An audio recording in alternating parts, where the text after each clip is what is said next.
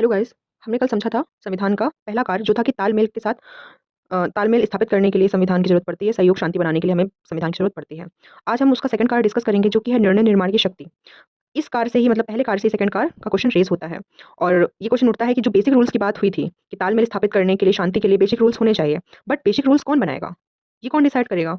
तो इसके लिए आज हम सेकंड जो है कार्य पे बात करेंगे। तो अगर ऐसा कहा जाए कि बेसिक रूल होंगे पर बनाएगा कौन, फिर चलो ये पता चल जाए बनाएगा कौन, तो फिर क्वेश्चन उठता है कैसे बनाएगा।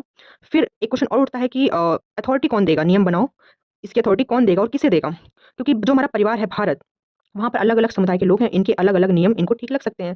तो इन इन सारी चीज़ों में भी एक तनाव उठ सकता है। इसके लिए क्या होना चाहिए कि एक तरह के बेसिक रूल्स होने चाहिए, जैसे कि हमने कल बात करी थी बेसिक रूल होना इंपॉर्टेंट है। तो जो संविधान यानी हमारे जो दादाजी हैं, वो तय करते हैं कि लोग कौन बनाएगी या कौन बनाएगा, तो वो बनाएगी संसद। संसद कौन है? संसद इसी परिवार का एक सदस्य है, यानी कि जो हमारे दादाजी हैं, उनके एक लायक बेटे के तौर पे हमने संसद को लिया है, जो दादाजी के सारे निर्देश को फ़ॉलो करते हैं। अगर हम बात करें राजतंत्र की, तो यहाँ पर राजा नियम बनाता है, मंत्रिपरिषद के साथ सोवियत संघ में एक ही पार्टी नियम बनाती है और जो लोकतंत्र यानी जो लोकतांत्रिक देश है जिन्होंने लोकतंत्र को अपनाया, यहाँ पर जनता रूल बनाएगी, यानी कि डेमोक्रेटिक सिस्टम होता है। जैसे कि हम एग्जांपल के तौर पर समझें कि जो लोकतांत्रिक देश होते हैं, जैसे कि यहाँ पर हमने लिया है स्विट्ज़रलैंड का एग्जांपल कि यहाँ पर जैसे जनसंख्या जो है कम है, तो यहाँ पर डायरेक्ट डेमोक्रेसी हमें देखने को मिल सकती है, बट भारत जैसे बड़ी जनसंख्या वाले देश में पॉसिबल नहीं है। तो अगर हम बात करें कि रूल कौन बनाएगी, तो डेमोक्रेटिक सिस्टम से, लोकतंत्र में जनता बनाती है, पर जनता कैसे बनाएगी, ये भी क्वेश्चन रेज़ होता है। तो जैसे हम यहाँ पर एक के बाद एक क्वेश्चन कड़ी के तौर पे जुड़े हुए हैं, जैसे कि हमें पता है कि यूपीएससी में सिलेक्शन लेना है, हमें यूपीएससी में सिलेक्शन चाहिए, लेकिन कैसे? ये क्वेश्चन रेज़ होता है। तो संविधान यानी हमारे जो दादाजी हैं, वो तय करेंगे कि जनता निर्णय कैसे लेगी। जनता निर्णय कैसे लेगी, जनता कैसे निर्णय लेगी, तो इसके लिए कई विधियाँ हो सकती हैं, जैसे कि प्रत्यक्ष विधि। जनता सीधे शासन करेगी, एग्जाम्पल स्विट्ज़रलैंड का दिया कि यहाँ पर डायरेक्ट डेमोक्रेसी हो सकती है, क्योंकि छोटी छोटी जनसंख्या वाला देश है। दूसरी अप्रत्यक्ष विधि, जनता अपने प्रतिनिधि चुनेगी जो उनके लिए रूल्स बनाएँगे। पर ये प्रतिनिधि कैसे चुने जाएँगे, क्या प्रक्रिया होगी, ये सब कौन बताएगा, ये हमारे बताएँगे दादाजी यानी कि संविधान।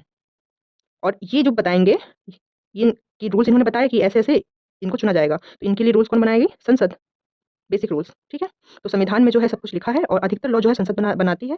और संसद कैसे बनाए, मतलब संसद कैसे बनेगी, संसद का निर्माण कैसे होगा, क्वेश्चन उठता है। तो संविधान ने इसका आंसर दिया कि विशेष प्रकार से संसद का निर्माण होगा। संसद को ये राइट, जो बेसिक रूल बनाने का राइट है, ये जो राइट देने वाला भी है, इसके लिए भी एक लॉ होना चाहिए जो संविधान में वर्णित किया गया है।